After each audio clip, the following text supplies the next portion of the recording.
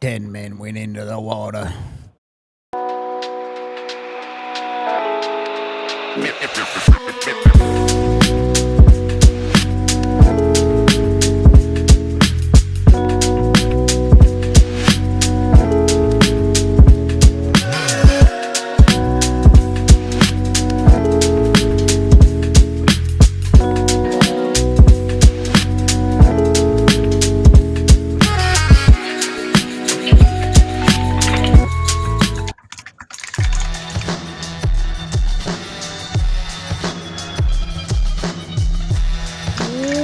Welcome in to the DNVR Avalanche pregame show live from the Toyota Lounge, powered by your Front Range Toyota dealerships. We got AJ and Rudo coming to you as the Avs are taking on the San Jose Sharks for the second time this month, looking for a little revenge or maybe a different result to get it to be 10 wins in a row if they can do it. AJ, vibes good? Do you think 10 in a row is on the cards here? Well, yeah. Okay. It's one of three possible outcomes, so yeah, it's in the cards. It's on the table. Do you think they do it though? I do. Okay. I think my biggest concern is that Macklin Celebrini absolutely rules. He does.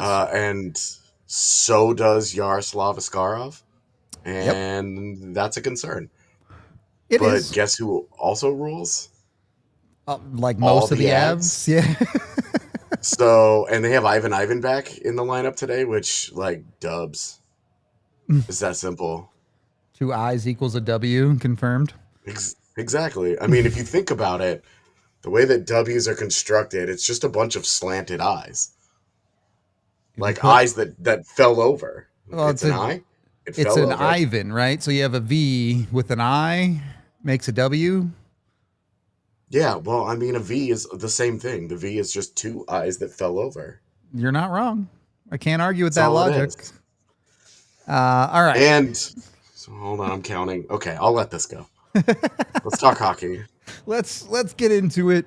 Wanted to start with maybe not unexpected, but we've seen the Avs goal scoring dry up a little bit. Obviously, the last 2 games were shutouts that were essentially the Avs only scoring once. But you even go back a little bit before that in this stretch. You've had some close games. The New York Islanders game was really a 2-1 win with a couple of empty netters. There are a number of empty netters over this stretch that have maybe inflated the Avs goal totals. Do we think the Avs can get back on the goal scoring train? You mentioned Askarov might be a hard nut to crack. Yeah, and you knew that the offense was going to take a break, if you will. It had been scoring a lot of goals for most of the games this season. Yep. So they were due to have a couple of slow offensive games. The fact that they won both of those games is comical, and that's how you know that, like, when you're hot, you're hot. It's just how this goes sometimes. Yep. So, yeah, I feel good about the Avs getting back to it. I really think that it's not a coincidence that they play their worst 2 process games. Certainly visually. I know statistically it wasn't the case because of that second period against Chicago where they just, like, carried the day. Yeah. They tilted the ice when it was just like the Titanic after it had broken in half, and it was just like this. Like, it's not even tilting it at that point. It's just, like, completely one-sided. Yeah. Like, I think that it's not a coincidence that the team struggled to score against their own poor play, against their own process falling off. Nashville, not good. They didn't play well that game all game long. Got away with it. The fact that they even scored a goal was a little bit of good fortune. That it held up is comical, and then, you know, the empty net goals. Yeah. Like, those are important. I'm not discounting those, but they're not, like, real goals, if you know what I mean. When it comes to the actual shooting percentage and finishing ability. Yeah. Yeah.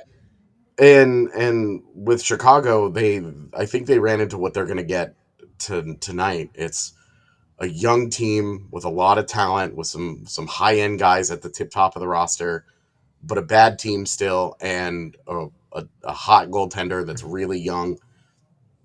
who's going to ride the wave a little harder than a lot of the other guys are. Like, Yep. you're going to see the young goalies. They're going to go through 10-game stretches where you're like, this guy's the future of the league. And then he's going to go through the next 10 games where you're like, is he going to even be in the league in 10 game in the next 10 games? You know, Yep. like they really ride it. And right now, Askarov is on having one of those good stretches. It's been, Yep. I think he's 7-1 in his last 8, something like that. Like, he's been very good. And that's the concern, is that this is the guy that's going to steal it. And then Macklin Celebrini is going to score 3 goals and you're going to lose 3-2. That's what happened last time, basically. I guess Celebrini didn't score 2 of the goals, but, you know. Like right now, like, that's your big fear, especially. I don't know if he's I know he's a game time decision, but if Tyler Toffoli does not play, that guy seems to always find a way against the Avs. So. He does. On the other side of that, though, too, you're expecting the Avs goaltending or goal scoring to break through a little bit. You have Necas, who hasn't scored in his last 3 games and only has 4 shots on goal at that time. You have the Avs middle 6 that hasn't beaten a goalie in the last 4 games outside of on the power play. So at 5-on-5, your second line and your third line have not scored on a goalie as of late. What qualifies as the Avs being in a funk? Because I think you and I both know this is more of a regression to a mean, but can it be both, I guess? Yeah, absolutely. They're not mutually exclusive in this case. I also think that, it was a back-to-back. They played 3 and 4. Yeah. They've had 2 days of rest. This is the first game of another 3 and 4 stretch. Yep. So, like, you're trying to figure out which games, how are you going to do in the 3 and 4? This is the worst opponent that they're going to play. They're at home. There's no travel considerations. There's no nonsense. There's no excuses. They should beat this. They should beat this team, and they should beat them relatively comfortably. And while the sun you shines. mentioned Marty Necas in particular, but yeah, the top line, Nathan MacKinnon only got a goal over the weekend because of the empty netter. Yep. Otherwise, he would have gone 2 games without being any kind of a factor. Yep. True. How often does the top line go completely dark? Not like they didn't score a goal, but like 2 games they didn't do anything over the weekend. They were a non-factor in that game.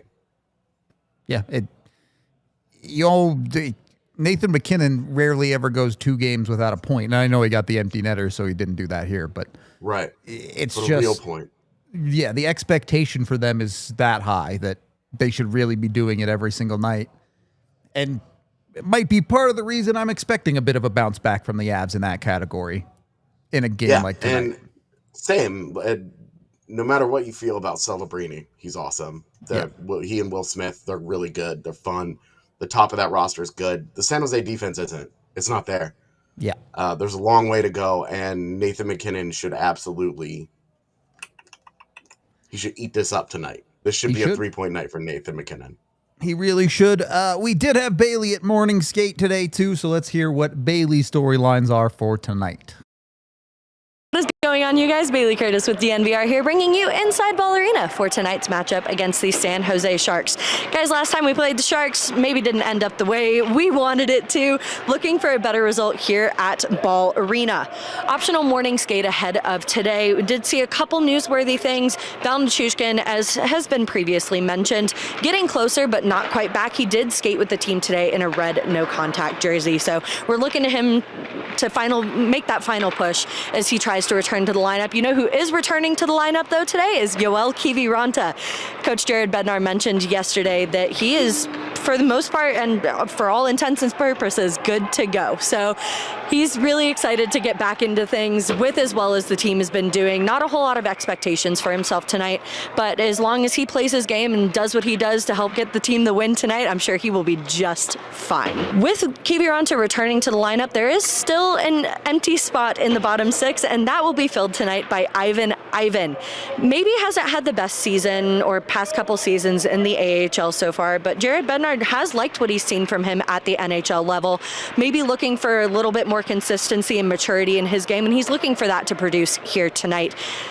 I've really liked what I've seen from Ivan at the NHL level, and I can see where that trust from Bednar comes from, so I'm really looking forward to seeing that recreated here tonight. Mackenzie Blackwood starting in net against his former team, 7:08 p.m. puck drop, altitude broadcast. But if you guys are looking for something fun and a little more catered to Denver sports here, we do have a watch along going on, as we always do for every single game, you guys. Rudo and Micah holding down the fort over on YouTube, so be sure to go check that out. But if you guys are in Denver, DNVR Bar, we've got a watch along going on there as well. So hang out with us and the community as we celebrate what is hopefully the 10th win in a row for this Colorado Avalanche team. Free goal shots at the bar tonight, by the way. You can still make it down here in time for some of those. AJ mentioned Ivan back in the lineup. Yeah. Yoel Kiviranta also going to be slotting in. Is a guy like Kivy getting back into the lineup, does that push your bottom six back into a situation where you have expectations out of them? Because it does feel like for the past little bit with the injuries, your bottom six has mostly just been surviving. No, not yet, because they're still going to roll with the Kelly, Drury, Olofsson line, and that line is not good together. It's been bad. Yeah, and I'm not expecting much of that to change. It's like archetype-wise, it's a line that doesn't make any sense. Yeah. So I'm not expecting things to go great for that line, and Victor Olofsson will score a goal tonight. It'll be like, wow, AJ, great call. But the fourth line should definitely get a few more minutes. With Kivy's Bednar trust factor, yeah. I'm going to say like 8. Sure.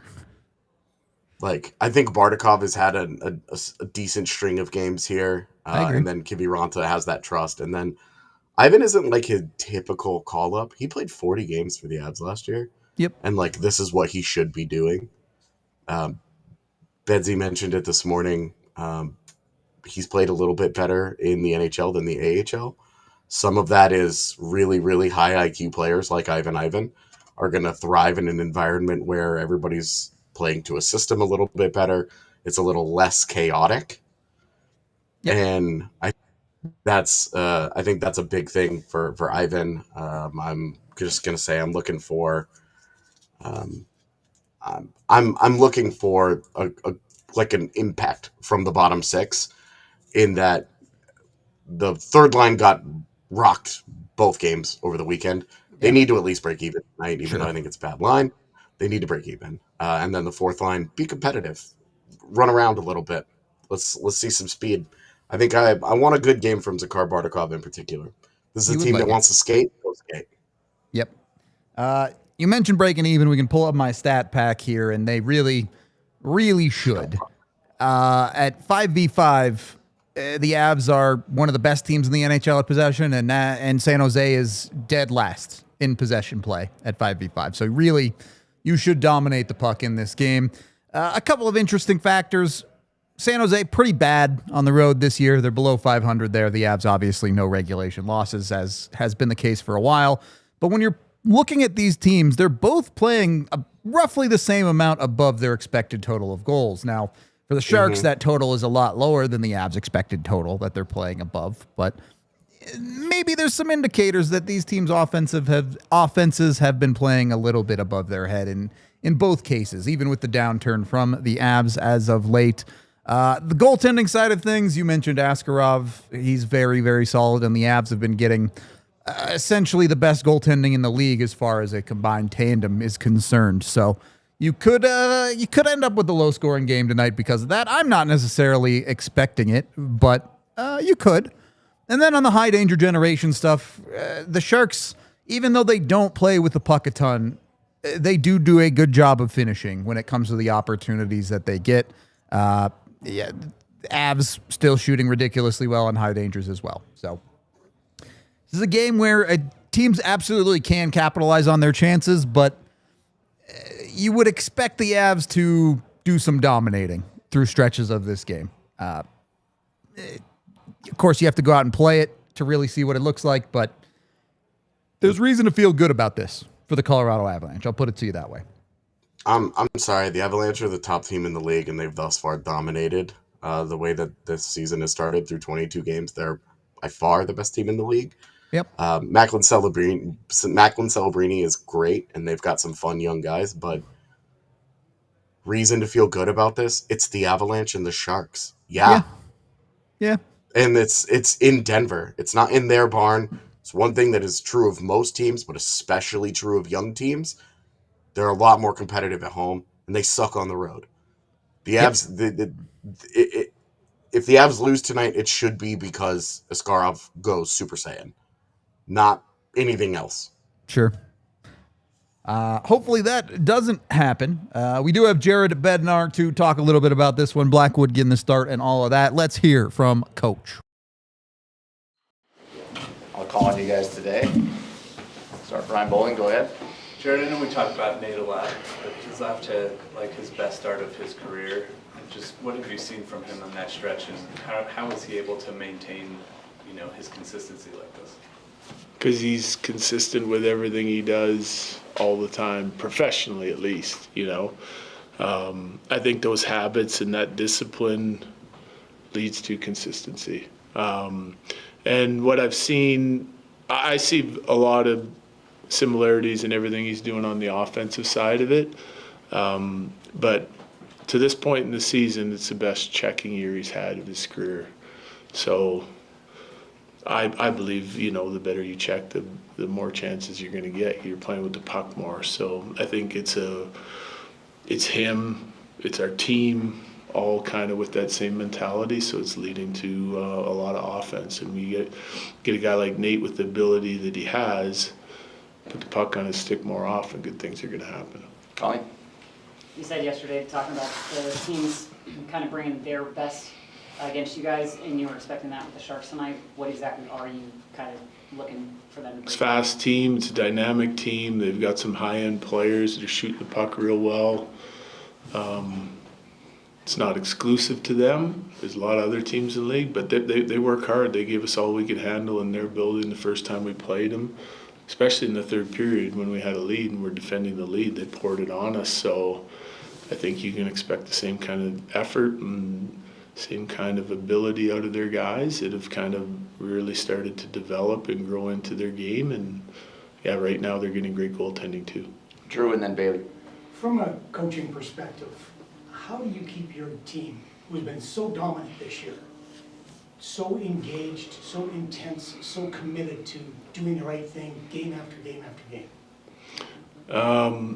It's a consistency of what we preach, but it's not just me. It's like our whole staff, the whole attitude and outlook on the season, and really that to me it comes down more to the leadership in our room and the older veteran guys, the guys that have been around, the guys that understand where we're trying to go as a team, how important it is to sort of get these details and habits in place early and then keep honing them all year. So to me, it's leadership. That's the main thing. The message comes from us to begin with, but it's reinforced and critiqued and analyzed, and then the accountability of our room is good, and that's all kind of done by the players. Drew, go ahead. Do the great players, the veteran players, do they want to be coached? Yes. Yeah. I mean, they want the information that they need to have success, and then they're always looking for an edge, like what are you seeing in my game? How can I get more chances, or what do I need to improve on to get more ice time? I think our team's got a good mentality that way, that they want the information, and you deliver it differently to certain guys in different situations, but I think they want the information because they want us to continue to grow and get better. Bailey. With a guy like Ivan, who's played multiple NHL games in seasons past, you mentioned you go off of what you've seen from them during your time coaching them, whether that be training camp, past games, whatever. What is it that Ivan has been doing so far that you really like that deserve to call it? Well, he's a great skater. He's got good detail to his game. He understands their system, plays really well within it. There's area of his game that we wanted to see improve. I can't tell you specifically if they've improved a lot, but the last couple weeks, he's been a really good player down there for them. So timing of the call-up, we need a guy right now. He's kind of excelled over the last couple weeks. We like what we're seeing, like what we're hearing from the coaching staff. So it's a good chance to get him up here. He's actually probably at times played better with us than he has with the Eagles. So I think he's still kind of maturing as a player and trying to find the consistency in his game. I'd like to see him be a little bit more impactful offensively down there, but he's a responsible guy. And right now the role that we're looking to fill is fourth line left wing, and I think he can do that for us. Colleen, Just confirming that Mackenzie Blackwood started. Yes.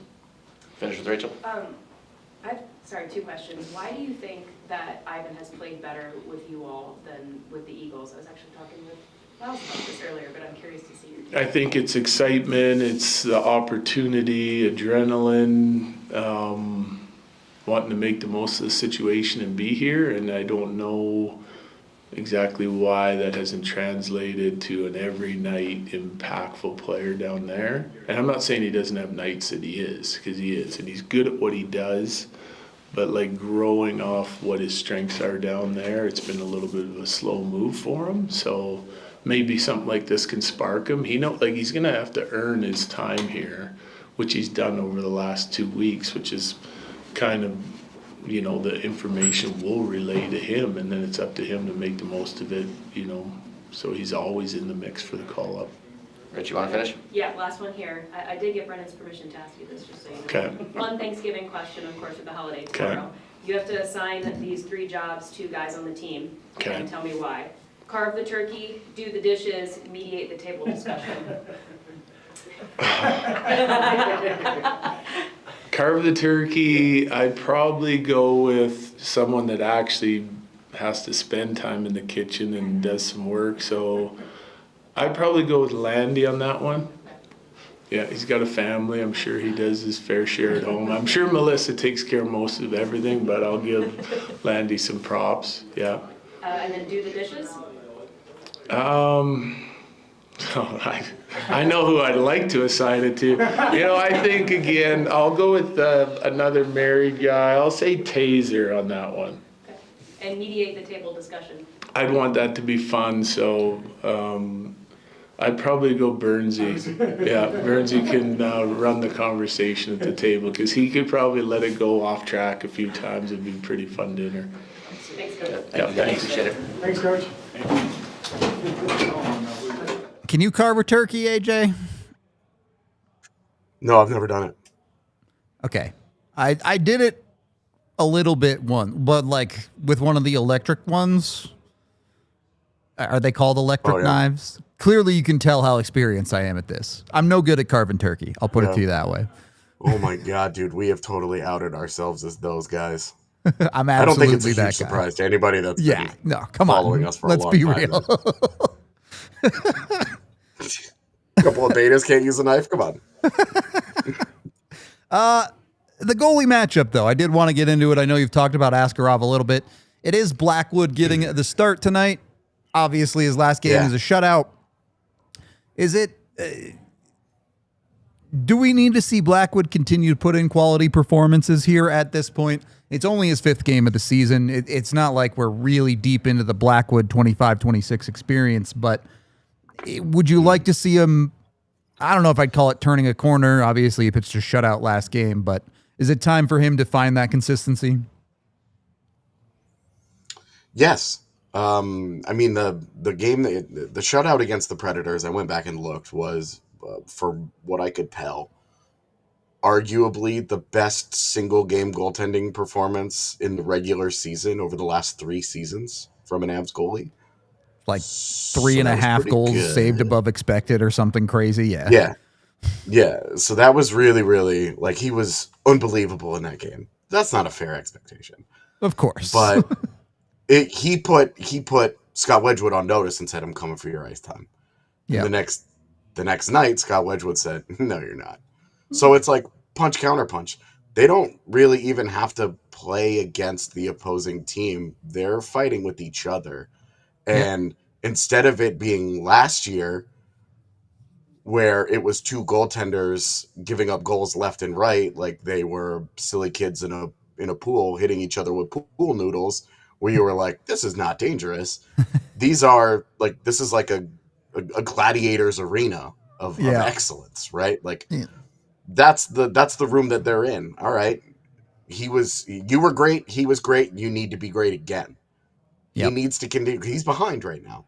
What Wedgwood has done this year, Blackwood is behind. So he needs to get out there and he needs to do what he has to do to start chipping away into some of those starts.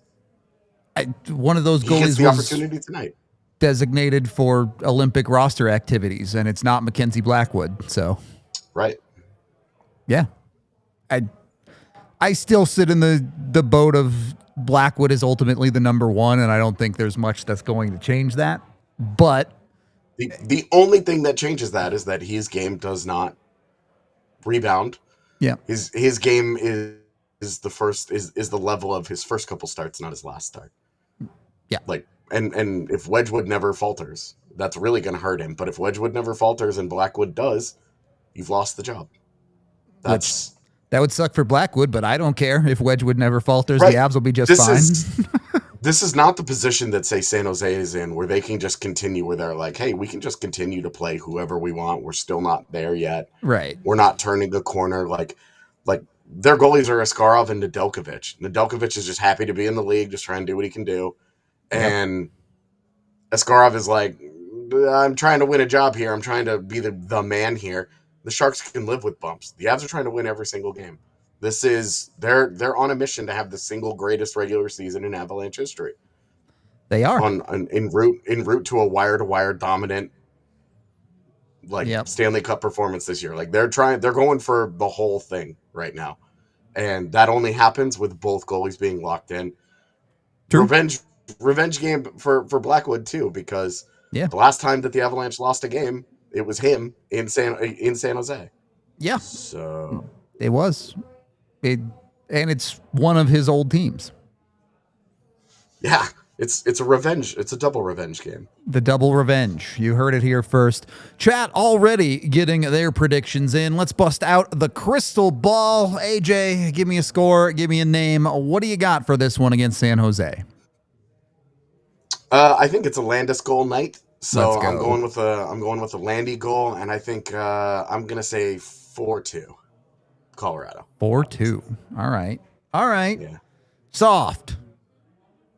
7-2. Okay. The Avs are popping off today. If you're gonna do that, why not do a Brazil? Because I think that San Jose is gonna get 2 goals out of Macklin Celebrini. Coward. I do think there might be a little bit of extra juice from the Avs tonight after the last 2 games, though. I think their offense should be chomping at the bit a little bit in this one. And I'm going to go with the lieutenant himself, Brock C. Nelson, to put up a goal tonight. I want to see that second line pop off a little bit, especially if Landy's scoring, if Brock's scoring. You can get Colton the goal, too. Go all the way across that line and get her done on that front. Yeah. Of course, I will take it however I can get it. Maybe you get superstar Nathan McKinnon. Maybe you get Alien McCarr. I'll take whatever it is. Yes, we need the Kalian. The Kaylee. This is my new favorite phrase. I'm not even joking. Yeah. I want to say it at all Same. times. All right, let's get to my pregame picks, where things are never ordinary because they're presented by Bet365. I know I picked Brock Nelson to score a goal, but I took Cale Makar on the bet to score a goal because his odds are a little bit better. You can get plus 260 for Cale to score again. I took the over, 7-2. Yeah, I'm expecting goals. And then I took a Devon Taves point as well at plus 125 to get a little bit of value. If Makar's scoring, Taves might be assisting. That's all I'm going with there. See if my bets hit tonight. They've been doing pretty well. If they score 7, I think my bets are going to hit. I'll put it to you that way. They have to actually go out and do that, though. Of course, if you do gamble, use Bet365. Use code DNVR365. And when you do, you must be 21 or older, physically located in Colorado. And if you or someone you know has a gambling problem, call or text 1-800-GAMBLER today. I think that's about it for pregame, AJ. Any final thoughts going into this one against San Jose? I'm excited. It's always fun when the young superstar takes on current god mode of the NHL and is like, I'm trying to take that throne, and then it's like, okay, we'll see how you do. I'm Nathan McKinnon. Come at me, bro. Yeah. Exactly. We might just see that dude whack-a-mole a couple of these nerds that are trying to Bedard the other day. McKinnon didn't do much to dissuade him. Bedard didn't do anything to take it. Yep. how do we do Celebrini versus McKinnon tonight? So I'm excited for that part. Should be a fun matchup. You got to like the Avs. Hopefully, we're talking about 10 in a row in the post game, but we're going to wrap up this pregame. We got watch along coming your way. Join me and Micah for a good time during the game, and we'll have AJ and I breaking it all down for your post game no matter what. We appreciate y'all, and we will see you in a few minutes. We all silly like the mayor.